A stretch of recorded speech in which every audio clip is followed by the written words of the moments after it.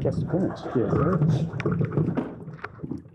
Nick, obviously, the past couple weeks haven't gone your guys' way, and obviously losing brings frustration. How do you make sure you have your players channel that frustration in a positive way? Yeah, I always want to stay to the process. There's times the ball bounces a certain way, and you don't win the game, or you don't coach well enough, or you don't play well enough. And so it's about identifying issues. It's about identifying strengths and getting better and sticking to your process. I know that's boring, but that's truly the things that we try to live in. Nick, I understand that you don't want to assign blame publicly to anyone, but the accountability portion of your program, is that still the same behind the scenes? Mm-hmm. Yeah. Nick, it's not been often in your career you've lost back-to-back games. The times it has happened, I'm wondering if there's any lessons you learned from it that you feel like you can use now to try to maybe get out of this. Yeah, I mean, again, you go back to, you're always working on identifying your issues and identifying your strengths and like working to get better from it. That's what we do. That's the things you think about. Every team's a little different. Every message could be a little bit different based off of where you are or where the team is. And so I think where confidence comes from is your process and the things that you go through on a weekly basis, the things that you can control on a weekly basis to put yourself in the best position to succeed. Confidence also comes from past experiences and knowing that you've been there, you've done these things before. Again, the other thing that I say a lot is that, adversities are going to happen. They happen for every team in the NFL. They happen for every team. They happen for every person. And you can really look back on you think back on your old experiences. You look back at adversities that we've had. I'm thankful for those. Obviously this is a new year and new things, but I'm thankful for 23. I'm thankful for how 24 started off because it put us in a position to do what we ultimately wanted to accomplish our goal last year. So, that is a mindset that is really critical to have, that adversities that you go through make you stronger if you allow it to. And so, yeah. Jalen said he was going to take ownership after the game. How's he gone about doing that the past several days? I think all our guys have done a great job of taking ownership. Our coaches, our players, every one of our guys is in that boat because they all have a strong desire to win and get better, to identify issues, to identify strengths and get better. Like I keep saying, again, when you come in, it's about your process. I know I've said this 3 times now, but it's like you come in to work and you get back to work. It's so when the ownership happens on Mondays when you watch the tape together, that we get in here to answer further of your question, accountability, that's never changed of, coming in here and telling the truth off the tape, and then going and fixing those issues as the week goes on. So I felt that not only from Jalen, I felt that from all of our guys. And that's a mindset that's huge, that it's going to be really important.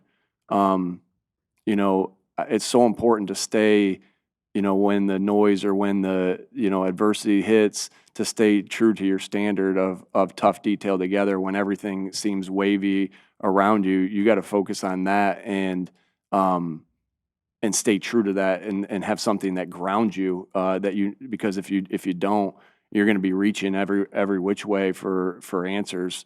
And so that's really what I think our team's done. And Jalen, I know you asked in particular, him, all our guys. And talked about the level of autonomy that he has after the game. What ways have you seen that grown this year?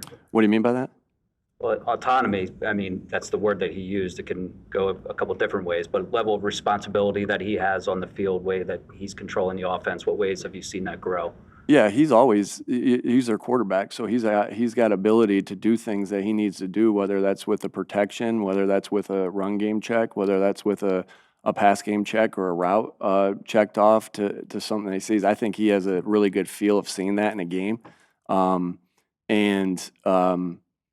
making plays off of that. And then I think he does a really good job of, letting the plays come to him and with what's in there and making those things work too. So, yeah, you always go through a season. I wouldn't say, hey, this one's 25%, this one's 15%. It changes game to game. But he sees something on the field. He has the ability to get to what he needs to get to. And you're good with that because he's right a lot of the times of what he's seeing. He's the one out there playing. So different game in, game out, different in season every once in a while too. So, but I think they naturally kind of play out throughout a season that there's 2, 3, 4, 5 plays a game that the quarterback has to get you into the right play, and that's playing quarterback. Hey, Nick, getting back to your answer to Elliott's question about dealing with adversity and growing from it and getting strength, is that something that you're talking about the players? Is that something you experienced too? Do you think it has that effect? It's all on of you? us. Oh, heck yeah. It's all of us. Again, I think we've shared our stories together as, this is part of, connecting and togetherness. Like, I know a lot of the guys' stories of their adversities through their life, whether it's their football journey or whether that's their life journey, and they know a lot of mine. That's part of the togetherness. Like when you truly know somebody, and know what they've been through. But and that's all the coaches, it's everybody. And are you asking me that I have that? Is that what you're? Does it have that effect on you? Oh, heck yeah. Oh, heck yeah. I like I said, I can't tell you, like, I'm not looking at the 24 season and saying, I didn't, like, I'm in that too, but it's like every situation. And sometimes in life, you can't look back and be like, man, I went through a lot of times you can look back and say, I went through this for this, and it's clear. And sometimes it's not clear. But adversity makes you dig down even deeper. Now this is a hungry football team and a hungry coaching staff, and I know I'm hungry. And we're looking for that even in wins as well. That's why I say the process has to remain the same. But there is sometimes that adversities make you reach down deeper, and to me, it's like you can have two mindsets there. You can have a mindset of defeat, or you can have a mindset of get up and fix and identify issues and identify strengths and get better from it. I think that doesn't mean that you're perfect in that, and you don't have those moments of, man, what are we going to do here? But if you're always constantly getting up over and over again in your life, that's just your way, that's your mindset, and that's what we try to preach, and that's what we talk about, and that's what I see our team and our coaches and all of us doing. We haven't asked about Parks Frazier and Scott Leffler a lot lately. They were the two outside hires to add to the contribution on your side. I mean, how has that been working with them behind the scenes as you guys have worked through your offense? Yeah, good coaches, really good coaches. You knew that going in with all the work that you did with the interview process, and it's not the interview process, then it's the vetting, talking to everybody that's ever worked with them, players, coaches.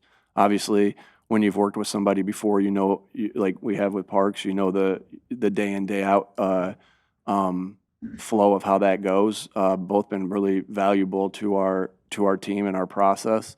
Like I said, I think they're both fantastic coaches. That's why we hired them. And then I feel like every day I see them work, whether that's in the classroom with the players, whether that's in a staff meeting or a offensive meeting, or whether that's on the field. You get more and more confirmation each day because I think those guys are doing a fantastic job. What makes Brian Flores so difficult to deal with? He's been a good coordinator in the NFL for a long time, learned under a lot of really good coaches, and then has made it his system, and a lot of respect for him. He creates a lot of issues, creates a lot of chaos. I think he's got smart I look around their team. I think he's got smart football players, and that's a credit to him as a coach of getting them ready within their scheme and the things that they do. I think they're fundamentally sound, which is always a sign of a good football coach. Got a lot of respect for Kevin O'Connell too, and the things that he's done, and the way I see their teams play. I'm going to look at the tape and say, I'll know that this team's well coached based off of their fundamentals and things like that, and I see that on this football team. But both have good schemes. Like I said, create a lot of issues. and got a lot of respect for Coach Flores. In the spring and summer, you downplayed some of the questions about the second cornerback spot. 6 games in, why do you think that hasn't stabilized yet? I think there's been elements in periods of good football, I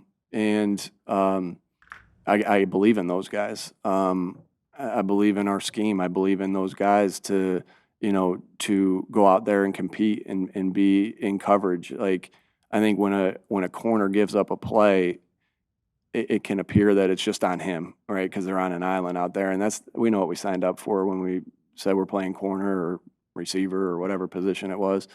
But there's been elements of good football. Just as a team, though, Zach, we need to be more consistent as a team, as coaches, as players, because there's been ups and downs in our game at every position, not just there. But I'm confident in the play. I'm confident of those guys, the work that they put in each and every practice, their skill set, and I'm still pleased with that room of who we have in that room.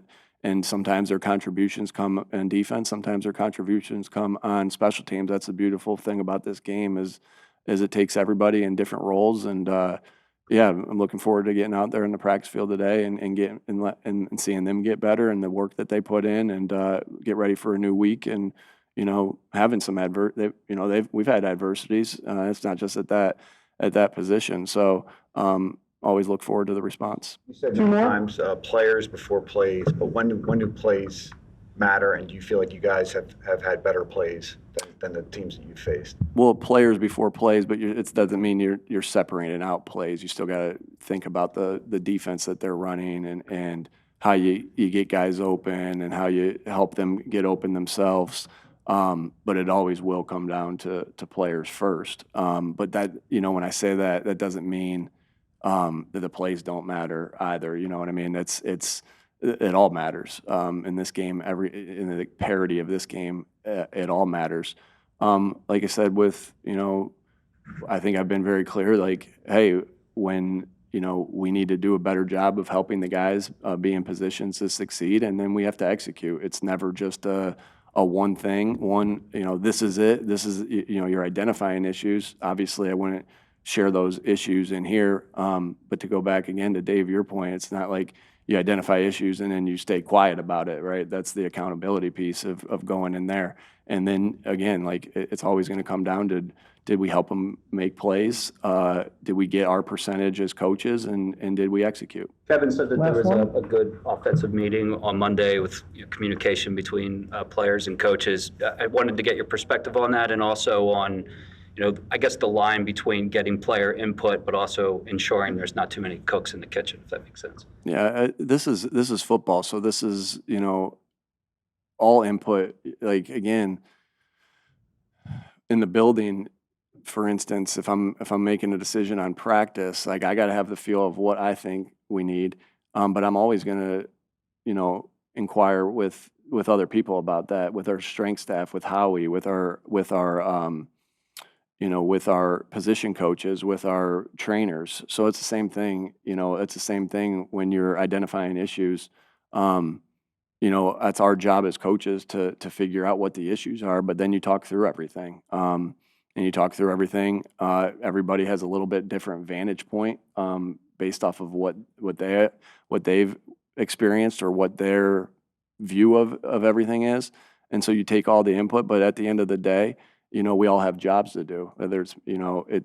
So at the end of the day, the offensive staff, myself, have to, take all the information and listen. You always want people to know they're being listened to. I think that's a really important part of leadership. But at the end of the day, I mean, there's decisions that have to be made, and at the end of the day, when the coaches have to make those decisions and take all that input. So I think to answer your question, it's both. But at the end of the day, the coaches have to come up and say, all right, this is this is what we're hearing, this is what we're seeing, and this is the plan of action.